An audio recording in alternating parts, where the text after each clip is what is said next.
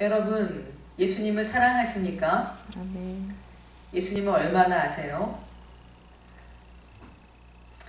저는 우리가 예수님을 온 마음을 다해서 사랑하게 되기를 원합니다. 아멘. 전 특별히 여러분들이 예수님의 감정을 공감하며 예수님을 더 깊이 있게 아시기를 원합니다. 예수님이 드러내시는 분노, 긍휼히 여기시는 감정, 즉 예수님의 파토스가 여러분 안에서도 동일하게 일어나기를 소원합니다. 오늘 본문은 나사렛의 한 회당에서 예수님이 성경 말씀을 읽고 그 뜻을 풀이하시는 장면입니다. 이스라엘에는 성전이 예루살렘에 하나밖에 없지만 회당은 곳곳에 있었습니다. 회당은 안식일에 회중이 모여서 말씀을 읽고 뜻을 풀이하며 기도하고 구제하는 장소였습니다. 성인 유대 남자라면 누구나 안식일에 말씀을 해석할 수 있는 권리가 있었습니다. 예수님은 나사렛의 한 회당에 오셨습니다. 성경을 읽기 위해서 사람들 앞에 서셨습니다. 예수님이 찾으신 성경 말씀은 마침 이사야 61장 1절부터 2절까지의 말씀이었는데, 이 말씀은 메시아이신 예수님 자신을 예언하고 있는 말씀이었습니다. 본문 18절 19절을 제가 읽겠습니다. 주의 성령이 내게 임하셨으니 이는 가난한 자에게 복음을 전하게 하시려고 내게 기름을 부으시고 나를 보내사 포로된 자에게 자유를, 눈먼 자에게 다시 보게 함을 전파하며 눌린 자를 자유롭게 하고 주의 은혜의 해를 전파하게 하려 하심이라 하였더라. 아멘. 이 말씀을 읽으시는 예수님의 마음이 어떠셨을까요? 참 각별하셨을 것입니다. 예수님을 예언하고 있는 이 말씀이 이제 이루어졌다는 것을 드디어 선포하게 되신 것입니다. 예수님이 이 말씀을 선포하신 때는 평화의 시기가 아니었습니다. 예수님이 사시던 때의 이스라엘은 그야말로 요동치는 혁명의 도가니였습니다. 당시 이스라엘은 로마의 식민지였습니다. 로마는 예루살렘 성전에 부정한 돼지의 피를 뿌리면서 성전 제단에 제우스를 위해서 제사를 지내는 그런 전력이 있었습니다. 그래서 이스라엘 사람들에게 로마는 공분의 적이 되어 있었습니다.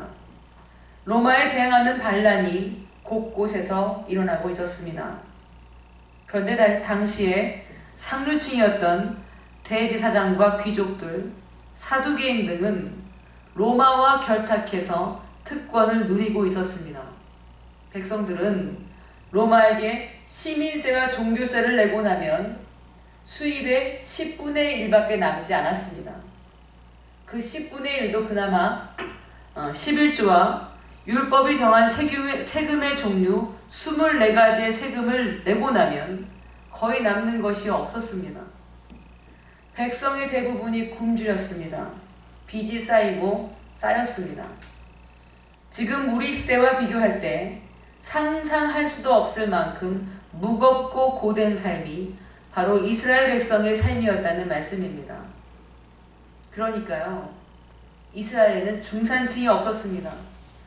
중산층이 없이 10%의 상류층과 90%의 가난한 백성으로 되어 있었습니다. 중산층이 없기 때문에 소수의 상류층 사람들을 배불리는 데 드는 세금은 오롯이 가난한 백성들이 전부 감당해야만 했습니다. 무엇보다 심각한 것은 대제사장들을 둘러싼 부패와 타락이었습니다. 본래 이스라엘의 대제사장은 아론 계열의 제사장이 대대로 물려받아서 종신토록 섬기게 되어 있었지만 이미 그런 원칙은 깨진 지 오래였습니다. 예수님이 사시던 때는 그 현상이 더 심각해져서 대제사장의 자리를 꿰차기 위해서 추한 정치 싸움과 뇌물 공세, 착취와 착복을 일삼은 결과 100년 동안 무려 28명의 대제사장이 난립하는 사태를 초래했습니다. 그 중에 가장 유력한 가문이 여러분도 잘 아시는 안나스 가문이었습니다. 안나스 가문은 악독했습니다. 성전에 파는 재물에 관여해서 제수용품을 파는 일을 독점했습니다. 시중 가격보다 몇 배나 비싼 재물을 독점해서 폭리를 취하고 그 엄청난 부로 로마의 총독에게 뇌물을 바쳐서 대제사장 직위를 유지하는 데 사용했습니다. 심지어 레위인의 것으로 되어 있는 11조까지 갈취했다는 기록도 있습니다. 예수님이 예루살렘 성전에서 상을 엎으시면서 내 집은 기도하는 집이다, 강도의 소굴로 만들지 말라고 말씀하신 것도 대제사장을 둘러싼 불의에 대해서 분노하신 것이었습니다. 예수님은 어린 시절에 힘들고 지치며 늘 굶주리는 백성을 지천으로 보면서 자랐습니다. 혁명이 들끓고 로마 군인들이 무자비하게 칼을 휘두르는 것을 보았습니다. 겉으로만 경건한 척하는 대제사장들, 서기관들의 외식을 보았습니다. 겉으로는 율법을 지키며 금식을 하지만 실제로는 돈을 좋아하는 바리새인들의 무리를 수없이 보셨다는 것입니다. 오늘 본문은 바로 그런 혼란과 부패의 시대적인 현장에서 예수님께서 응답하신 말씀입니다. 굶주리며 무기력한 백성들의 사무치는 고통 앞에서 30년간 침묵하셨던 예수님의 응답이 오늘 본문의 말씀이라는 것입니다.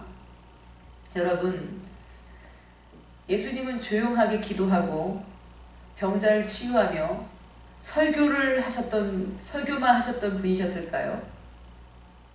저는 그렇지 않았을 것이라고 생각합니다. 예수님에게는 분명히 시대를 향한 분노가 있으셨을 것입니다. 혁명의 기운이 만연한 이스라엘 땅을 고뇌하면서 함께 그 시대를 겪어내고 있던 한 사람이셨을 것입니다. 저는 여러분이 예수님의 파토스를 묵상하게 되기를 바랍니다. 거대한 악 앞에서 분노하시고 화를 내시는 예수님을 상상해 보시기 바랍니다.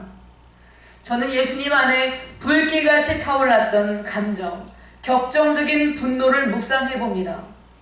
새벽마다 기도하시는 예수님의 기도 속에는 분명히 분노와 연민이 가득했을 것입니다. 시대를 향해서 우셨을 것입니다. 21절을 제가 읽겠습니다. 이에 예수께서 그들에게 말씀하시되 이 글이 오늘 너희 귀에 응하였느니라 하시니. 아멘. 이 말씀은 이스라엘 백성이라면 무슨 의미인지 쉽게 알 수 있는 말씀입니다. 기름을 부으시고, 이 말은 메시아에 대한 이야기입니다. 메시아에 대한 예언이라는 것을 이스라엘 사람이라면 누구나 잘 알고 있었습니다. 그러니까 예수님은 아예 대놓고 내가 메시아다 이렇게 말씀하신 것입니다. 나사렛 회당에서 예수님은 메시아로서 과감하게 하나님 나라를 선포하셨습니다. 예수님이 말씀하시는 하나님 나라 메시지에는 두 가지 의미가 들어있었습니다. 첫째는 가난한 사람들을 향한 구원의 메시지입니다. 당시 가난한 사람들은 땅의 사람들이라고 불렸다고 합니다. 특히 나사렛이 있는 갈릴리 지방은 과거에 이방인들이 많이 섞여 살고 있었던 곳이고 당시에는 가난한 유대인들이 살고 있었던 지역이었습니다. 갈릴리 사람들은 가난했기 때문에 제대로 된 교육을 받지 못했습니다. 율법의 전문적인 내용에 무지했습니다. 그래서 율법을 지키지 않는 사람들로 여겨졌고 조롱의 대상으로 땅의 사람들이라는 별명을 갖게 된 것입니다. 특히 나사렛은 시골 중에서도 시골이었습니다. 그래서 예수님의 제자 중에 한 사람인 나다나엘은 한때 이렇게 말했습니다. 나사렛에서 무슨 선한 것이 날 수가 있느냐? 이 말은 가난한 땅의 사람들인 갈릴리 지방을 경멸하는 당시의 사회상을 말해주고 있는 것입니다. 메시아가 나사렛에서 나셨다는 것은 그 자체로 하나님은 가난한 사람들을 땅의 사람들로 여기지 않으신다는 것을 보여주신 것입니다.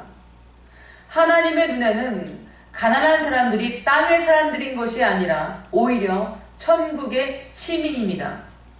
누가복음 6장 20절부터 21절에는 이렇게 말씀합니다. 너희 가난한 자는 복이 있나니 하나님의 나라가 너희 것이며 지금 줄인 자는 복이 있나니 너희가 배부름을 얻을 것이며 지금 우는 자는 복이 있나니 너희가 웃을 것임이니라. 아멘. 누가복음에서는 실제로 가난한 사람한테 복이 있다고 말씀합니다. 근데 같은 말씀을 마태복음에서는 이렇게 말합니다. 심령이 가난한 자는 복이 있나니 천국이 그들의 것이니요. 아멘.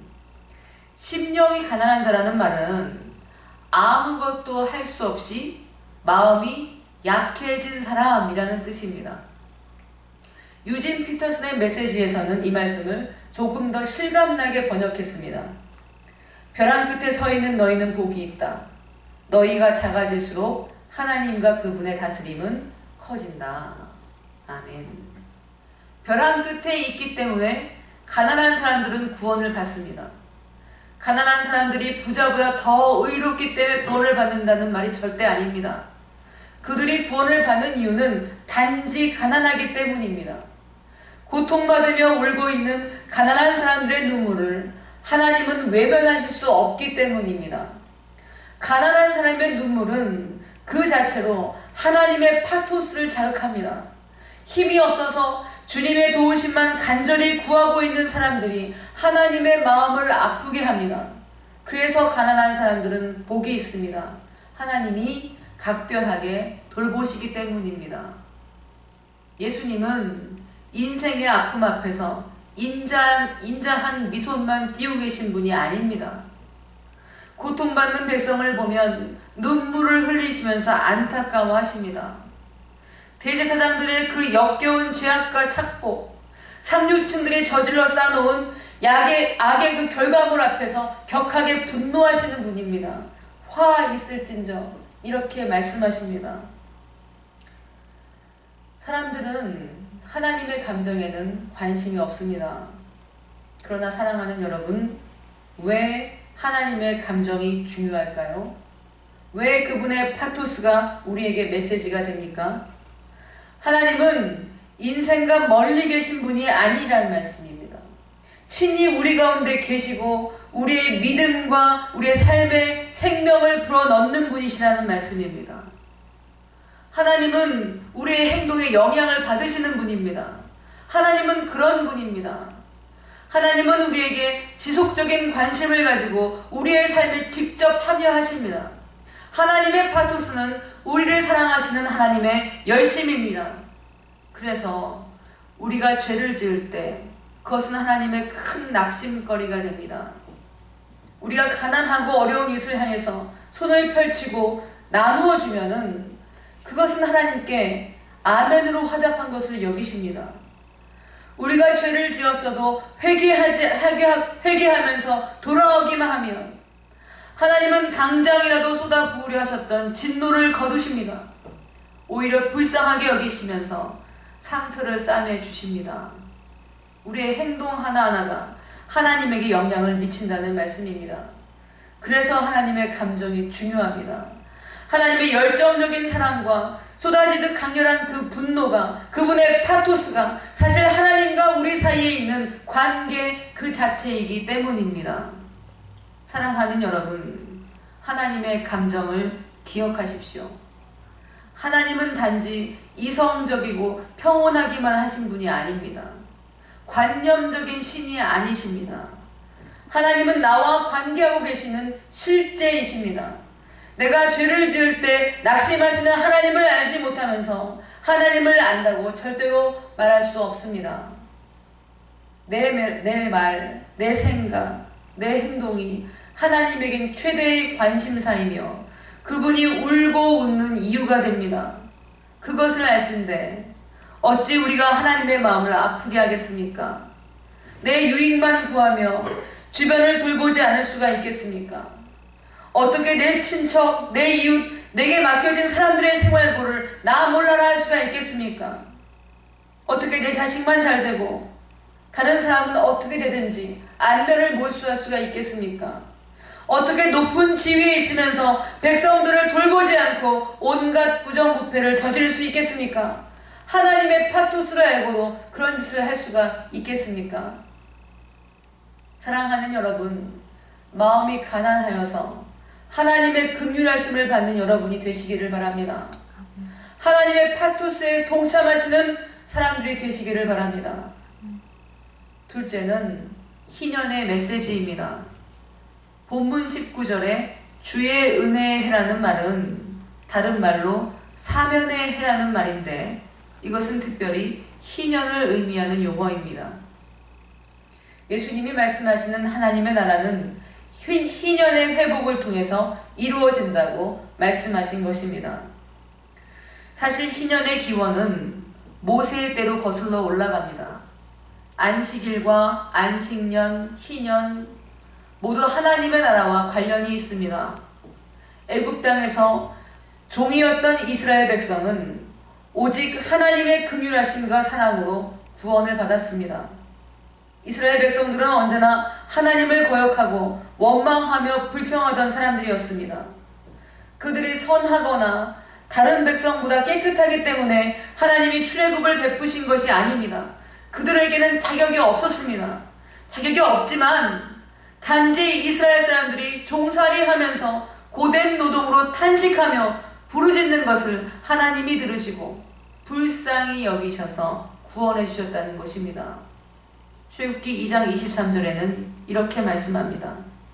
여러 해 후에 애굽 왕은 죽었고 이스라엘 자손은 고된 노동으로 말미암아 탄식하며 부르짖으니 그 고된 노동으로 말미암아 부르짖는 소리가 하나님께 상달된지라. 아멘. 이스라엘 백성은 하나님께 값없이 큰 은혜를 받았습니다. 하나님께 너무나 큰 사랑, 생명을 선물로 받았기 때문에 다른 사람을 돌보고 사랑할 책임이 있다는 말씀입니다. 그것이 안식일과 안식년, 희년의 법칙입니다. 7일마다 쉬는 것을 안식일이라고 합니다. 7년마다 땅을 쉬게 하고 노예를 해방하는 것을 안식년이라고 합니다. 그리고 안식년이 7번 돌아오면, 그러니까 7년에 한 번씩 돌아오는 안식년이 7번 돌아오면 49년마다 한 해씩 희년이 돌아옵니다. 안식일은 7일마다 쉬면서 모든 사람이 자신이 하는 일을 다 내려놓아야만 합니다. 무엇보다도 안식일에는 종들도 쉬어야 됩니다. 아무리 내가 부리는 종이라고 할지라도 안식일에는 내 마음대로 할 수가 없습니다. 내 소유라고 생각하는 모든 것들이 하나님의 것이며 하나님께 돌려드려야 하기 때문입니다.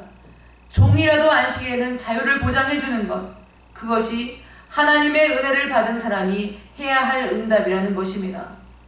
안식년은 7년째 되는 해를 의미합니다. 안식년에는 모든 채무관계가 말소됩니다.